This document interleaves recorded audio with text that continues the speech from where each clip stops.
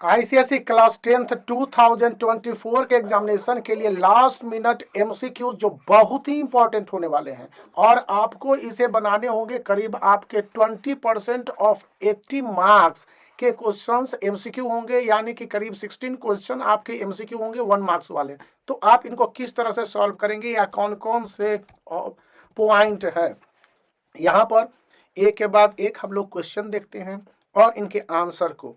तो यहाँ पर जो आपका सेक्शन ए होगा एमसीक्यू वाले, इसमें साफ साफ लिखा गया है कि करेक्ट ऑप्शन के लिए करेक्ट मार्क्स है।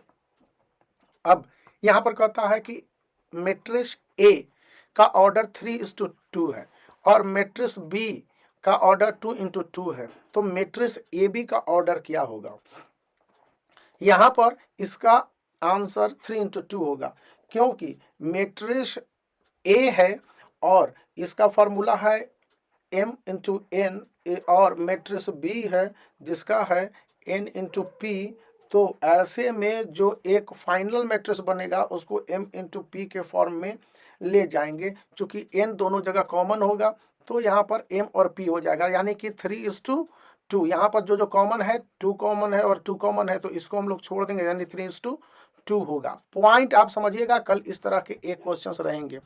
Percentage share of SGST of total GST for an intra-state scale of an article, किसी आर्टिकल के लिए है तो ये कितना होता है या होगा, तो ये माना गया है 50%। और इसके पीछे का है कि यदि इंट्रा स्टेट सप्लाई कोई भी आर्टिकल का होता है या सर्विसेज होता है, तो इसके लिए इक्वली सेंट्रल गवर्नमेंट के पास जो CSGST होगा और यहाँ पर सेंट्रल गवर्नमेंट और स्टेट गवर्नमेंट का GST होगा, दोनों इक्वल होगा।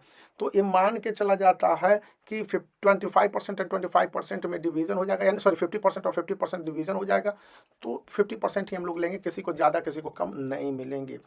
अब क्वेश्चन नंबर 3 है, ABCD एक ट्रेपेजियम है और AB पैरेलल टू CD यहाँ पर है, और देन ट्रायंगल ऑफ AOB का जो ट्रायंगल है इसको हम लोग देखेंगे। तो यहाँ पर सीधी सीधी बात है कि इस ट्रेपेजियम में AB पैरेलल है CD के, और तो ट्रायंगल जो बनेगा AOB और COD, ट्रायंगल COD दोनों बराबर होंगे। तो इसका मतलब हो जाएगा कि एंगल AOB और एंगल AOCOD ये भी बराबर हो जाएंगे। ये एंगल AOB ये होगा और ये बराबर हो जाएगा एंगल COD के। तो इस कंडीशन में आप देखेंगे कि OAB ए वाला एंगल बराबर हो जाएगा OCD के, इसके चूंकि ये दोनों पैरेलल हैं। तो इस कंडीशन में ए एंगल और ए एंगल दोनों भी बराबर हो जाएंगे, यानी कि triangle AOB similar to triangle COD यही हो जाएंगे। तो इस कंडीशन में आपका COD ए ऑप्शन सी सही होगा। इस तरह से हम लोगों को ध्यान में रखते हुए बनाने हैं। The mean proportion between 9 and 16 is, तो मीन प्रोपोर्शन कितना होगा हम लोग देखेंगे कि मीन प्रोपोर्शन कैसे निकालते हैं। तो यहाँ पर 9:x इक्वल्स x:16 है, ठीक है। इसका मतलब हो गया कि x² इक्वल्स 9 × 16 है। तो x का वैल्यू क्या निकल जाएगा? अगर हम लोग x का वैल्यू यहाँ पर निकालते हैं तो 3 हो जाएगा, 9 का स्क्वायर रूट निकालेंगे तो, और 16 का स्क्वायर रूट निकालेंगे तो 4 हो जाएगा। 3 4 जा 12, यानी कि ऑप्शन मेरा डी सही होगा। अब क्वेश्चन नंबर 5 हम लोग ध्यान से देखते हैं। कहता है कि एक मैन डिपॉजिट करता है ₹500 पर मंथ 6 मंथ के लिए और रिसीव करता है 3300 एज मैच्योरिटी वैल्यू। इंटरेस्ट आपको बताने हैं। तो मंथली डिपॉजिट उसका कितना है? 500 रुपीज़। तो वो 6 मंथ अगर डिपॉजिट करेगा तो 3000 डिपॉजिट कर दिया।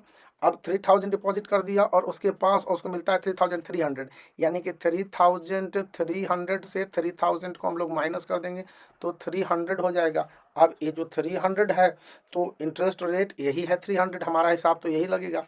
तो इसी तरह से कर देंगे। अब ये एक है solution set represented the following number line. इस नंबर लाइन पर सॉल्यूशन सेट कर बताना है।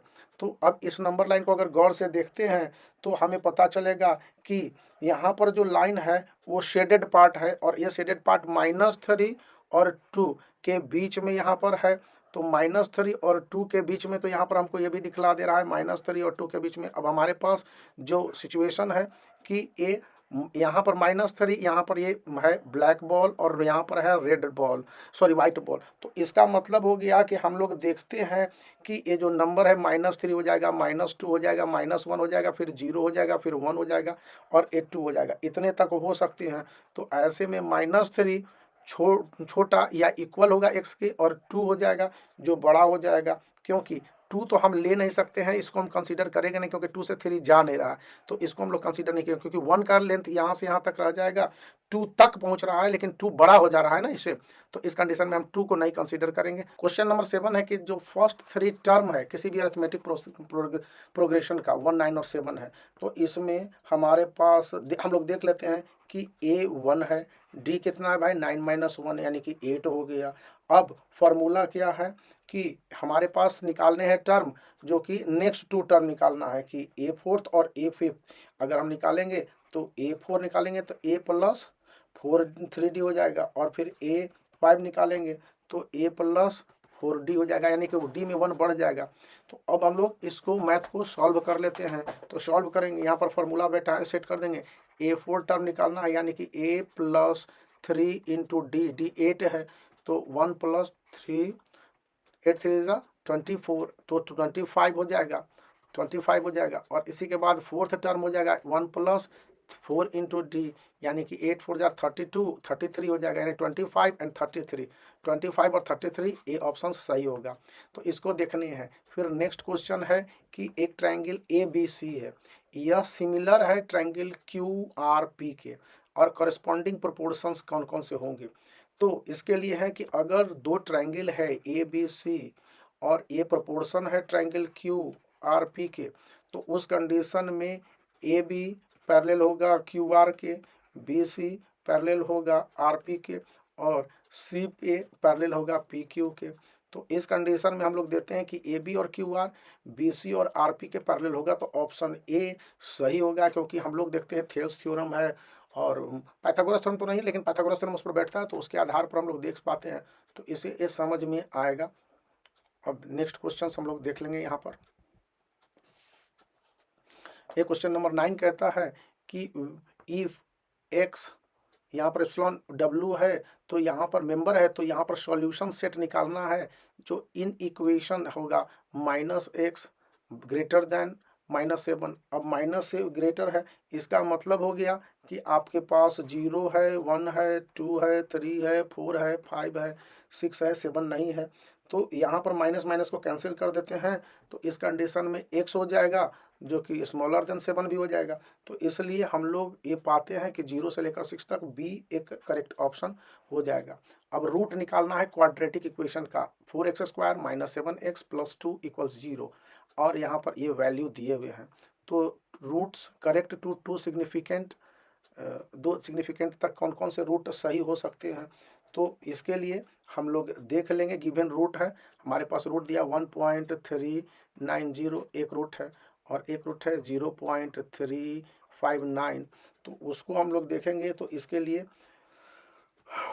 यानी कि 2 सिग्निफिकेंट, तो 1.39 और यानी कि 1.4 के करीब हो जाएगा, और 0.359 है, तो 0.359 है यानी कि 9 है ग्रेटर देन, तो 5 6 में बन जाएगा, यानी कि 36 हो जाएगा, 0.36। तो इस तरह से अब हमारे 1.39 और 0.36, ये डी ऑप्शन सही हो जाएगा।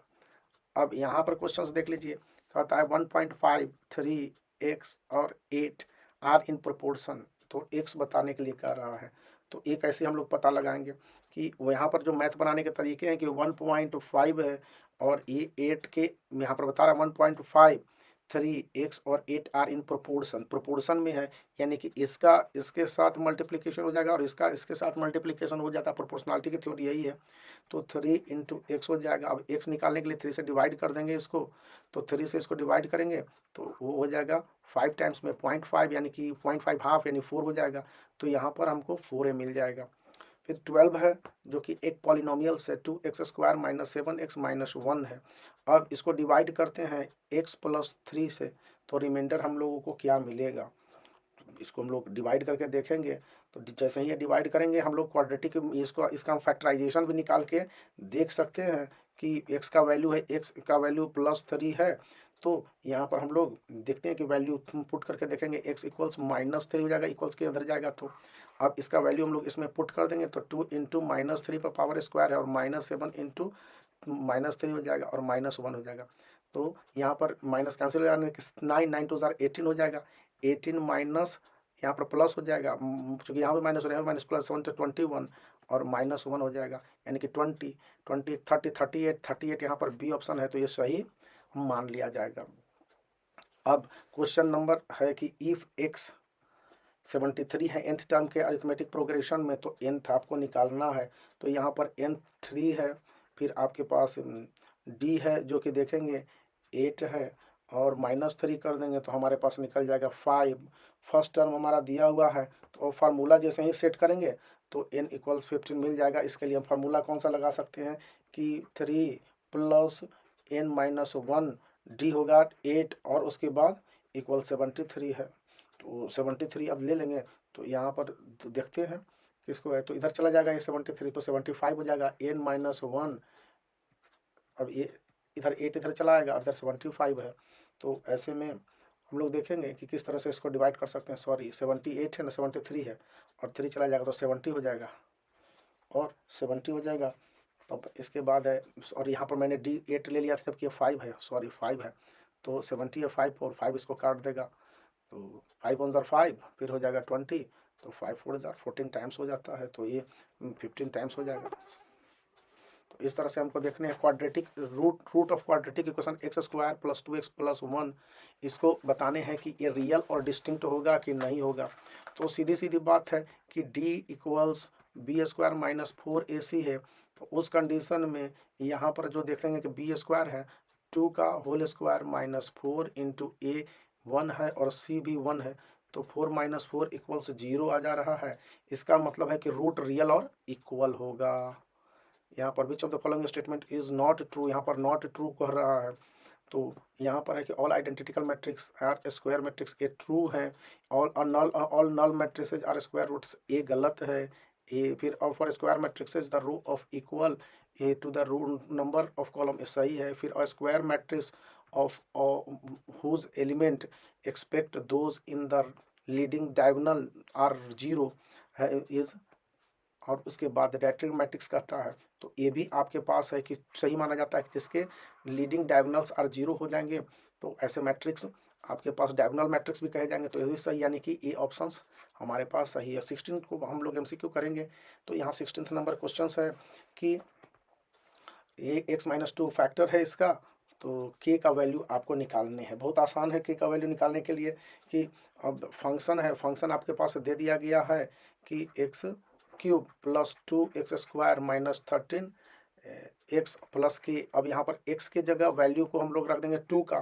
तो 2 का वैल्यू रख देंगे, तो सीधी सी बात है कि 2³ हो जाएगा, 2³ इक्वल्स 8 हो जाएगा, फिर 2 × 2 पर स्क्वायर हो जाएगा, यानी कि 4 × 2 = 8 हो जाएगा, और यहाँ पर फिर प्लस 3x दिए हुए हैं ना, -3x दिए हुए, सॉरी -13x, 13 × 2 यानी कि 26, यानी कि 16 - 26 प्लस k है इक्वल्स 0, तो 26 इधर चला जाएगा, तो यहाँ पर 26 चला जाएगा, और 26 k इक्वल्स हो जाएगा 26 - 16 यानी कि 10, तो ये आपका सही ऑप्शन माना जाएगा। इसी तरह से आप MCQ भी सॉल्व कर सकते हैं, और वीडियो को अप्लाई कर सकते हैं, चैनल को शेयर कर सकते हैं, सब्सक्राइब करना याद रखिए। एक तरीका है, इस समय तो बहुत हार्ड एंड फास्ट क्या बताया जा सकता है, लेकिन जो तरीका था इसे मैंने बताने की कोशिश की।